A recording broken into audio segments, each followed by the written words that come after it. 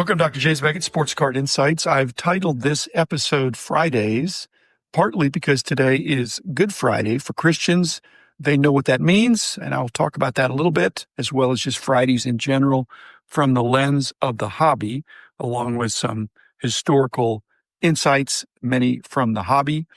So first, thanks sponsors, Topps, Panini, Upper Deck, Heritage Auctions, Huggy the Scott Auctions, Mike's Stadium Sports Cards, Burbank Sports Cards, ComC.com, and Beckett Media, Beckett Grading, Beckett Authentications. Today's Good Friday. Why is it called Good Friday? It's confusing to many people. Even Christians sometimes don't understand, because if Good Friday is when Jesus was crucified, that is the most excruciating death of that time and maybe ever. But it's good because it led to Easter on the third day. There's no Easter without Good Friday. Many Christians consider that kind of the turning point in history. Obviously, there'd be no Easter without Christmas, and everybody loves Christmas with all the presents.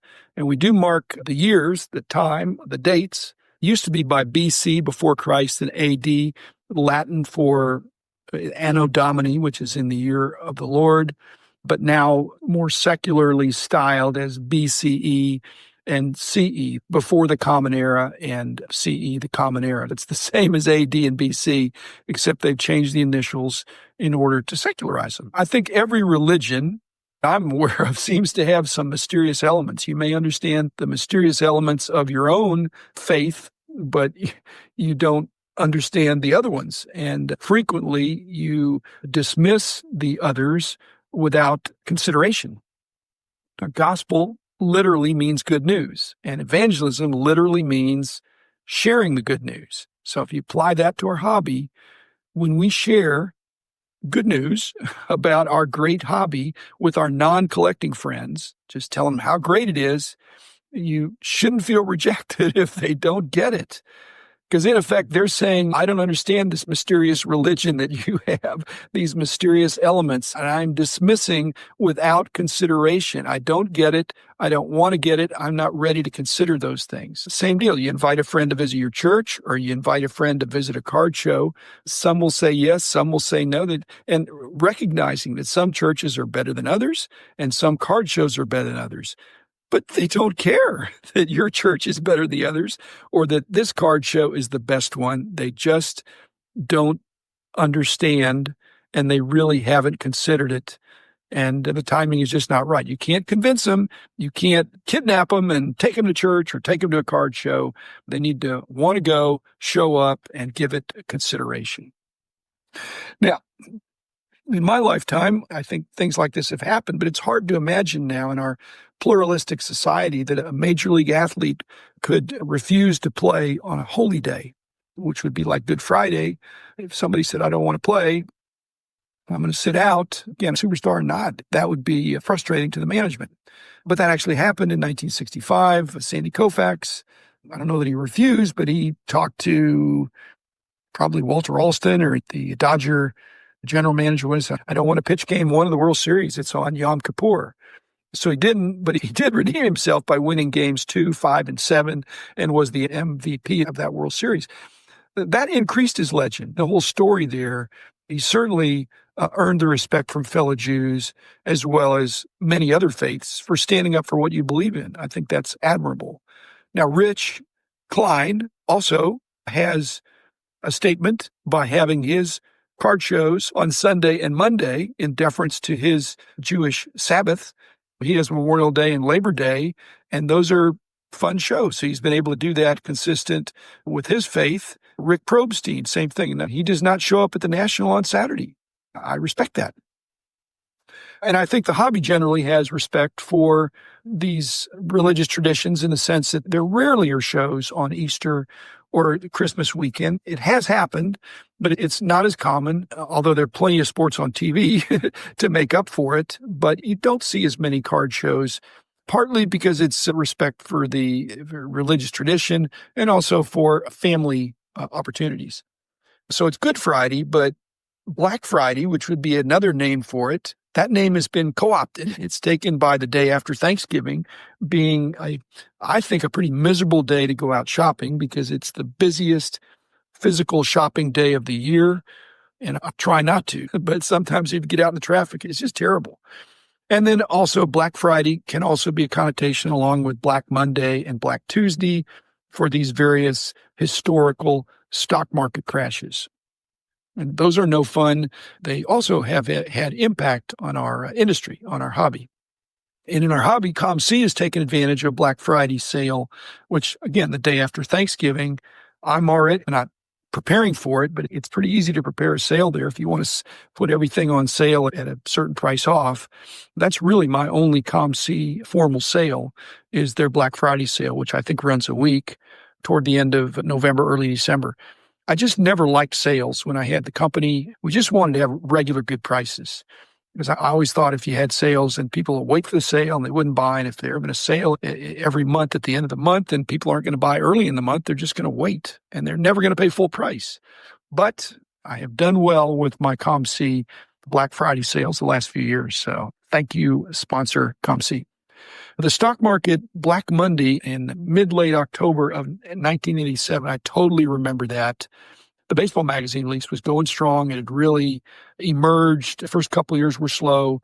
By then, we're starting to hit on more cylinders, growing, good following. But that single worst day in the stock market actually cause and effect is too strong, but it happened in lockstep. As soon as the prices went down, there was a strong movement toward vintage baseball, because that's really all there was in those days. Basketball, football, hockey, those magazines were a few years away. Those portions of the hobby were inconsequential in 1987. But vintage prices literally doubled virtually overnight. Now, it took a few months for that to fully play out. Again, I had to see empirical results of that, but I could see it happening. And the savvy dealers that had enough money were saying, I'm going to buy up all this vintage stuff at the old prices because it literally doubled. And so over the months, if you look historically, you'll see that. Now, there's a restaurant called Fridays. It used to be TGIF, or Thank God It's Friday, which is a nod to Friday being the end of the work week for most people. That's before the work from home craze, because now I think people work Monday through Thursday. There's just not a standard work week for a lot of people. It certainly wasn't for me and many hobbyists. If it's a side gig, you're going to do more work on the weekend. And Friday is not the start of the weekend, although when I was a professor and I had classes on Tuesday and Thursday, I could get away on Friday if I needed to, but I usually didn't need to. But when I was doing price guides, I certainly worked almost every Saturday. And then Sundays, I would work when I was under deadline pressure. Not proud of that, but that's just what it was. Friday was definitely a work day for me. Now, at Beckett Publications, I decided early on that I was going to give Good Friday the afternoon off, because Good Friday in the old days was an afternoon remembrance based on the activities of that day 2,000 years ago. So it was a partial holiday, but it backfired because my wonderful employees, being smart, thought, you know what, I don't want to come in for a half day on Friday morning. I'm just going to take a personal half day and I'm going to leave town. I don't want to drive in for the morning and leave at lunchtime. And so we wound up losing the whole day, and it wound up, because it's difficult to do take-backs, wound up having a Good Friday being a full holiday, which, again, allowed people to have a good family time on Easter weekend. Yeah, some of y'all were there. We had a growing, successful company back in the day, and it seems like we were mainly hiring and rarely firing. Some people left, and we occasionally fired somebody, but firing is not fun for anybody. It's not fun for the person getting fired or the person doing the firing. And I'm not going to claim that they're equally hard. It's much harder on the person's getting fired. Even if you provide severance and a soft landing, it's still very tough to receive the news that your position's been eliminated, especially when we would like the person. But the point in this episode is that Friday is the typical day we did that, and many companies do that, and in the afternoon. Not that people are looking over their shoulder on Friday afternoon, because it wasn't a frequent thing, but that was when we did it. And one time I remember we had a nice person, and she worked for somebody in the company, and that person was going to have to give the news, have the talk. It's like a talk. You go in there, you probably shut the door and say, hey, today's your last day. I don't know how you put it. It's tough to talk around it. You probably need to be more direct, but be kind as much as you can. The person who was supposed to do the talk came into my office and said, you know what? I'm sick. This was Friday at lunchtime. I'm not going to be here for the talk. So you're the boss. Can you do it? And I looked around, I thought, yeah, actually, I am the boss. I've got nobody to hand it off to, and I'm going to have to do it. And you know what? Bosses ought to show up and do that. The buck stops here, and that is one of the least fun things that you can do as a boss or as a manager is fire somebody, even though you're freeing them up to do something else and to perhaps get a better situation, which does happen. It's still heart-wrenching, somebody that you've worked with and that you like, but it's time for them to move on. The other thing I didn't do on Fridays, I didn't mail out FedEx or UPS. I still don't. I don't want packages to stop moving. I don't want packages to have a Sabbath, to take a rest. I want the package to keep moving. And then finally, with respect to card shows, I think Friday's the biggest day of the National. And I think it's the biggest day of the Dallas Card Show. It is for me. It's the longest hours. My theory is that serious collectors are willing to take a day off from work if necessary in order to beat the public, to beat the casual weekend buyers. Friday, when I look around, I see crowded aisles, I see business, I see transactions. Not only that, the stuff that sells on Friday is not there on Saturday or Sunday. You're looking for bargains on Sunday, but on Friday, and again, now they even have Thursday, but Friday is the big day. And that's in spite of the fact that we live in Texas and Friday Night Lights, the TV show, is a real thing in Texas. High school football is a really big deal. That's only in the fall, but it's still a serious deal. If you're in a small town or if you've got kids in high school, you've got to be there. But if the card show's from 9 to 9 or 9 to 8, you can make most of the card show on Friday.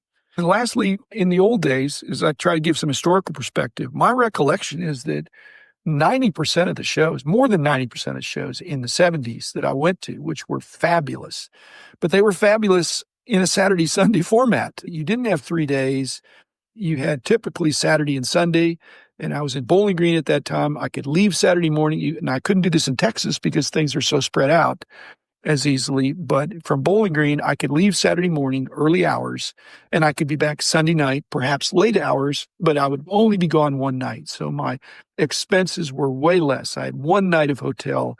I had no union to load me in and load me out because I basically had boxes of vintage cards because that's all there were. I had a few hours in a car, listen to tunes or whatever I wanted to do on the way to those great cities with great anticipation on the way and great memories coming back.